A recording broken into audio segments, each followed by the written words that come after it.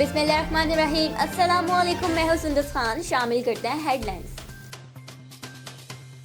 सिंध हुकूमत का एहसान इकदाम, ज़कात मुस्तकीन को गुजारा अलाउंस की रकम वक्त से पहले जारी करने का फैसला। ज़राए सिंध हुकूमत के मुताबिक 94,000 खानदानों को 6,000 रुपए फी खानदान जारी किए जाएंगे। रकम मुस्तकीन के बैंक अकाउंट्स में मुंतकिल होगी। ज़कात गुजारा अलाउंस की शिशमाही रकम जून 2020 में जारी होना थी।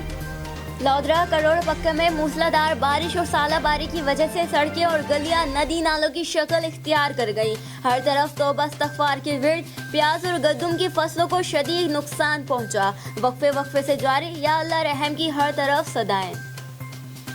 वज़ीर आला सिंध मुराद अली शाह ने 580 मिलियन रुपए जारी कर दिए। ये रकम गरीब और रोजाना उजरत कमाने वालों को राशन देने के लिए है। हर जिले में 20 मिलियन रुपए दिए जाएंगे ताकि रोजाना उजरत पर काम करने वालों में राशन तकसीम हो सके। वज़ीर आला सिंध की हिदायत पर सेक्रेटरी खजाना ने फंड्स मुंतकिल कर दिए।